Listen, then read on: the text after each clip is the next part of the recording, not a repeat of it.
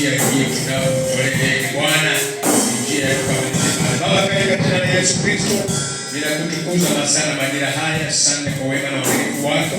Asante Bwana kwa ajili ya nafasi ambayo umetupatia. Bwana, tumefanya vipindi ambavyo vimepita mbele yetu na sasa tuko katika kipindi cha kukuabudu katika matoleo yetu. Ninakutukuza, wewe ni Mungu mwema. Asante Jehova kwa ajili ya vipawa vilivyoinuliwa. Wewe ni Mungu wa rehema na neema nyingi. Bwana, ukaonekanie.